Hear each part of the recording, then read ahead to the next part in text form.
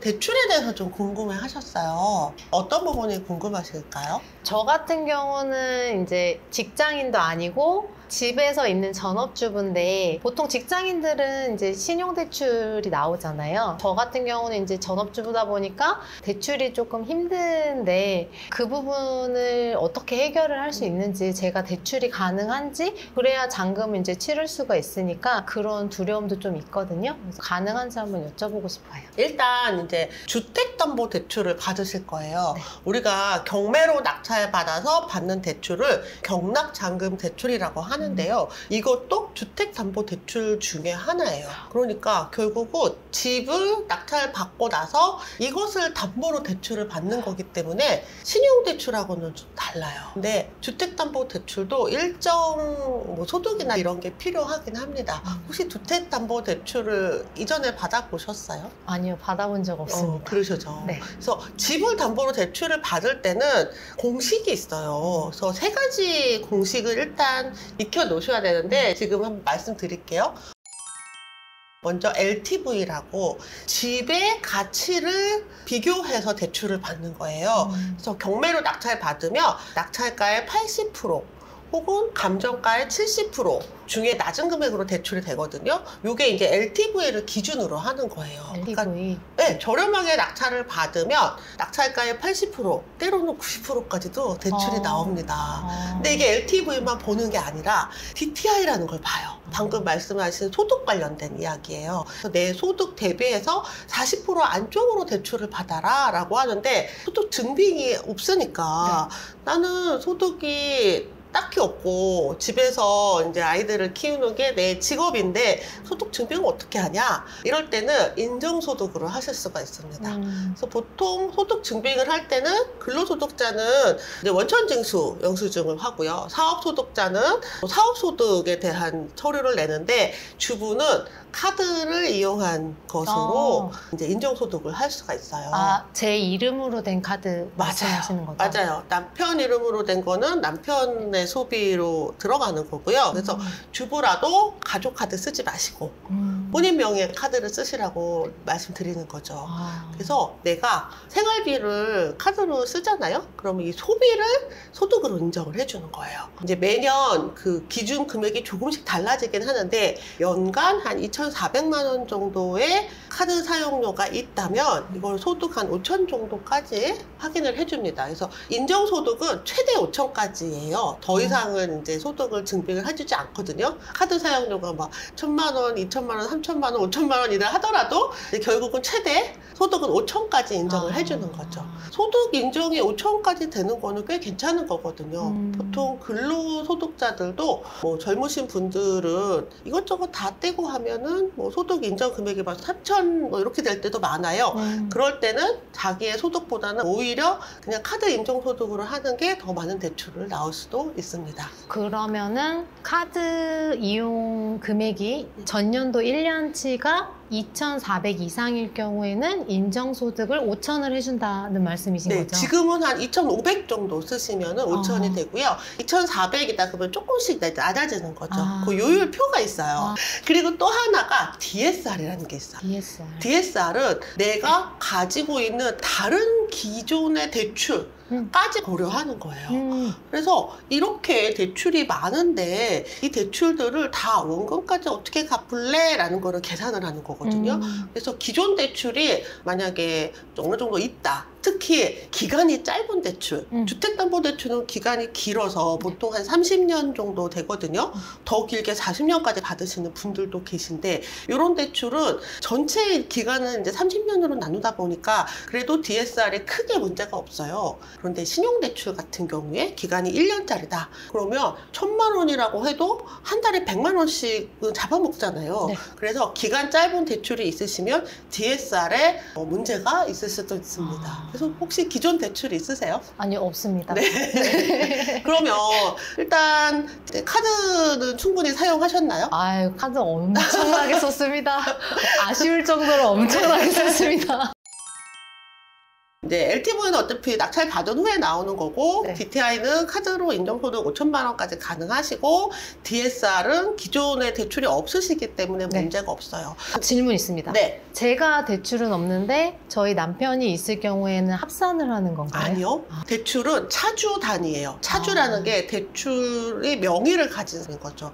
그래서 세금은 부부가 같이 가져가거든요. 네. 1가구 뭐 이렇게 나가잖아요. 대출은 각각 받을 수 있어요. 그리고 좋네요. 필요한 경우에는 뭐 부부 합산 소득을 이용해서 할 수도 있는데 남편 명의 대출이 있으시다면 굳이 그러실 필요 없고 이제 황마더님 명의로 대출을 일으키시면 되세요.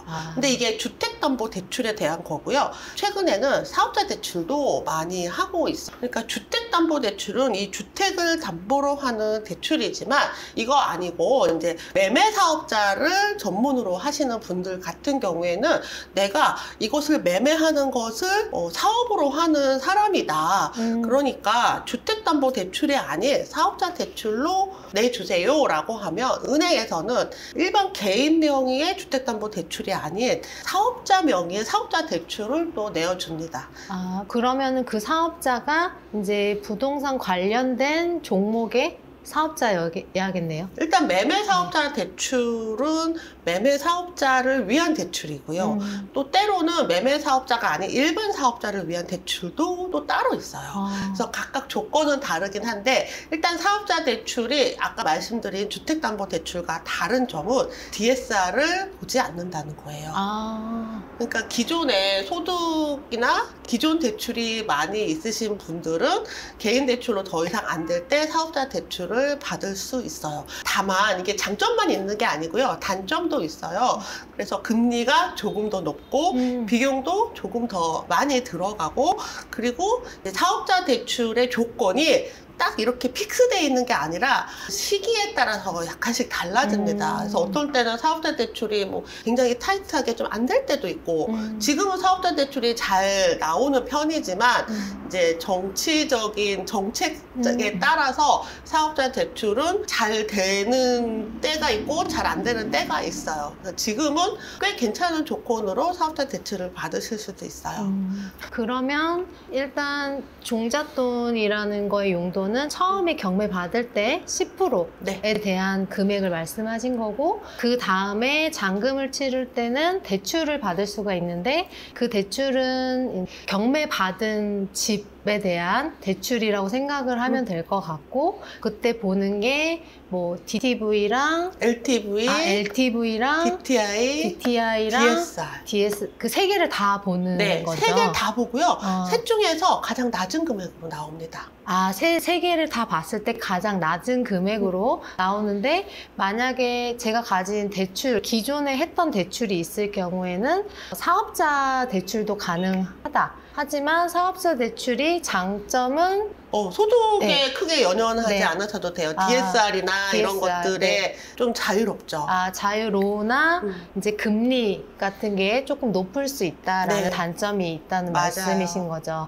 그래서 많은 뭐 책이나 다른 채널들에서 보면은 종잣돈 뭐 얼마 가지고 경매했어요라는 그 타이틀이 나오는 이유가 이런 거였군요. 맞아요. 그리고 이제 뭐 요새는 단기로 매도하는 분들이 많이 계시잖아요.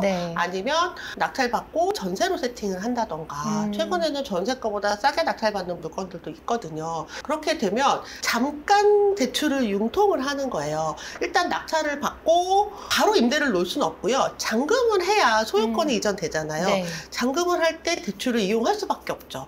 그리고 나서 다시 임대를 놓거나 매도를 하면은 그때 돼서 다시 투자금이 회수가 되겠죠. 그러면은 요 시기 한 3개월에서 4개월 정도만 융통할 수 있는 자금이 있으면 지금 갖고 있는 종잣돈보다 훨씬 더 큰 물건들을 할 수도 있어요. 그래서 주로 저는 융통할 수 있는 자금을 가지고 계신 예금이나 적금 깨지 마시고 그걸 일부러 깰 필요는 없어요. 그리고 잠깐 쓸 때는 약간의 이자를 부담을 하긴 하는데 그렇게 큰 금액은 아니거든요. 그래서 그거를 잠깐 이제 빌리거나 혹은 저는 이제 보험을 많이 들다 보니까 보험의 해약 환급금을 담보로 한 약관 대출을 받을 수 있습니다. 둘 다 적금이나 보험이나 여기서 대출 받는 거는 내 DSR에 전혀 영향을 미치지 않아요. 왜냐면 그건 이미 이제 원래 내 돈이니까. 그래서 잠깐 동안 모자라는 자금은 기존 보험의 약관 대출금을 이용하시거나 기존 예금의 담보 대출금을 이용하시는 걸 적극적으로 추천드립니다. 그러면은 이게 저희가 몰라서 저희 같은 주부나 근로소득자들은 사실 대출에 대한 두려움이 엄청 크거든요. 근데 사실 몰라서 이용을 못하는 거지 엄청 잘 돼 있네요. 맞아요. 그래서 네. 실제 내가 손에 쥐고 있는 돈만 내 돈이 아니라는 거예요. 진짜 몰랐어요. 네. 네. 확실히 두려움이 가능하다는 얘기를 들으니까 확 없어지는 게 너무 좋네요. 네, 대출은 네. 기존에 내가 갖고 있는 여러 가지 그 재정 상황을 충분히 고려하셔서 일시적으로 쓸 수 있는 자금과 지금 당장 쓸 수 있는 자금 그리고 대출 받을 수 있는 자금까지 고려하셔서 경매 투자를 임하시면 될 것 같습니다. 네, 감사합니다. 네. 네.